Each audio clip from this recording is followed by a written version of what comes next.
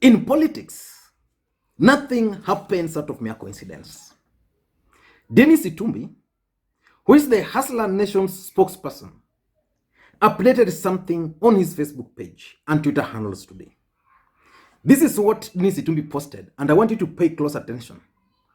Dennis Itumbi is saying, the Hustler Nation Intelligence Bureau is picking credible and raw information that there is a new plan to extend the president's term beyond 2022. 2026 mentioned.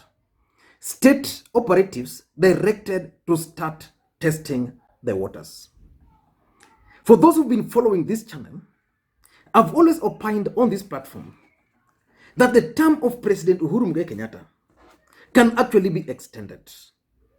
And let me take you again to some posts which Moses Kuria made today, and specifically to a comment, because the guy who made that comment is a known blogger of the deep state. Moses Kuria posted something like this. Surely, I know things are elephant for Jubilee in Georgia, but please do not punish the people of Bonchari, Kisii County, and Ruri, Nyandarua County. IEBC is held up in a meeting discussing how to postpone the 3 by-elections slated for May 18th. Dear Wafula Chebukati, resist this. It will set a bad precedent 15 months before the general election. Moses Kuria is talking of a precedent that if these particular by-elections are going to be postponed because of the COVID, then there's a chance that a precedent is going to be set so that someone can easily just go to the courts and seek for extension of term or extension of elections. And someone, Solomon Kuria, made a comment on that post. And that's what caught my attention. Solomon Kuria is saying it should be postponed. The country is at war with the virus. We should suspend everything else, including the 2022 general election. Postponed or not, unajua hautashinda. Sio? But I want you to mark what this guy is saying. That we should suspend everything else, including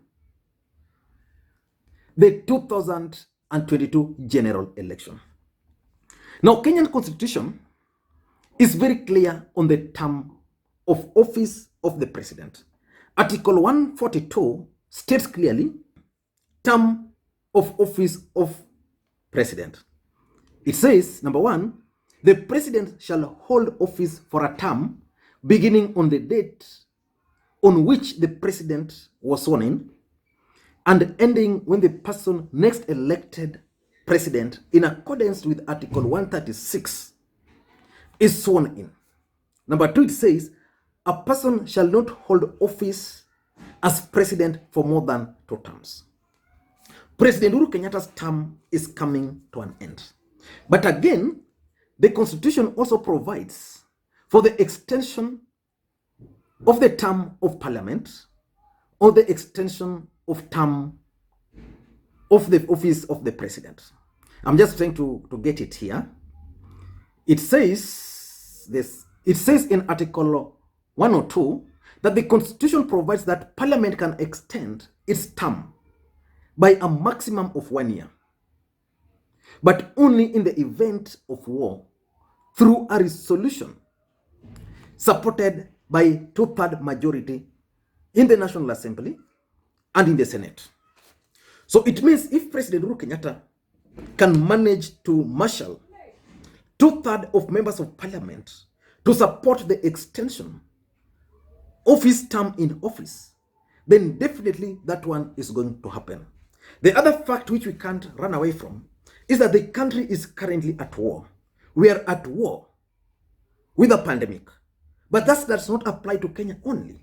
So the question is, does it justify extension of President Uhuru Kenyatta's term in office? That's the biggest question. And it's not the first time this discussion about extending the term of parliament and the term of the president is coming up. Sometimes last year, there were discussions that parliament, some members of parliament were actually planning to extend their term in office for additional 1 year. Let me ask you a question, and I want you to answer me looking me straight in the eye. Do you think your member of parliament is ready for an election next year? Answer me. Members of parliament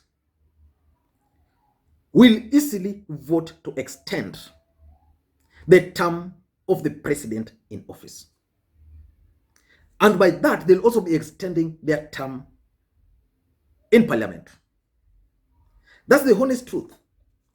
And the president, and I keep on reminding Kenyans here, that Justice Maraga, former Chief Justice Maraga, handed President Uhuru Kenyatta a blank check. Maraga declared the current parliament unconstitutional. And President Uhuru Kenyatta was expected to dissolve that parliament. Has parliament been dissolved? No, as we speak. Parliament has not been dissolved. So basically, President Uhuru Kenyatta might play some games with Kenyans, and before they knew, parliament is going to be dissolved to conform with Maraga's ruling. And that's why I keep on reminding you guys to pay close attention to the person who is going to be elected or appointed or selected as the Chief Justice of the Republic of Kenya. Once that person is elected and is safely in office, someone is going to seek for constitutional interpretation on that one single matter, the legality of the current parliament. And chances are that that person is also going to seek another clarification, that if parliament is unconstitutional and is dissolved, does the presidency also becomes unconstitutional? And if that's going to be the case, does it mean that President Uhuru Kenyatta has not served his second term? And will he be eligible to go for another term? Those are questions which someone is going to ask. And I can tell you for sure that Kenyans are likely to witness an extension of term of the president or parliament in office. But this is going to have political implications. The first person is going to impact on is Raila Odinga. Considering the age of Raila Odinga, extending the life of President Uhuru Kenyatta in office or parliament is going to impact negatively on him. Age is catching up with Raila Odinga. Probably this is the game plan. The president might say, okay, let us just extend it with 1 year. Then we are making some building bridges initiative process, because the question is, Kenyans are saying BBI is not a priority. That's what Kenyans are saying, that we should not go for an election to choose. In 2022, is 2022 election going to be a priority? So Raila Odinga might be told that let us use parliament to pass BBI and create a new constitutional office, the office of the Prime Minister. And Raila Odinga is appointed the Prime Minister of the Republic of Kenya. Or maybe William Ruto is going to be forced to accept his office as the Deputy President of the Republic of Kenya. And probably this is what these guys have been pushing for, but the Deputy President, being smart, refused to resign. So that once he resigns, then Raila Odinga can be brought on board as the Vice President. Then he will easily support this thing. But again, it also has political implications on William Samoei Ruto in two ways. Number one, William Ruto can easily support the extension of the term of office of the president for two reasons. Number one, being the Deputy President of the Republic of Kenya without resigning, then he will still enjoy the benefit. And again, he will know that by extending the term of parliament and the presidency, it's going to hurt Raila Odinga. So today, as we speak, the only serious challenger of the Deputy President is none other than Raila Odinga. So if Parliament can decide to extend the term of the President, William Ruto will continue being the Deputy President.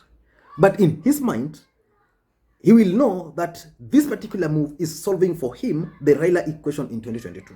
So that delaying the election for another 12 months is going to impact negatively on Raila Amolo Odinga, and that would be good for William Samoei Ruto. But what about the One Kenya Alliance? One Kenya Alliance, in my considered opinion, can be described as that hyena following someone walking in the hope that the hands are going to fall. So for them, I don't think they'll have any issue. They'll either support or oppose based on their personal interest. But in my considered opinion, the president has rallied them, and likely they're going to support. But the question is, are we going to have a referendum in June? If IBC is considering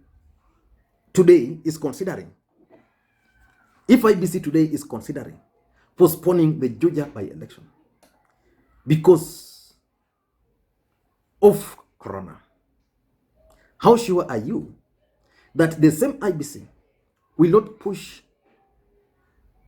for the extension or for the postponement of the referendum in June?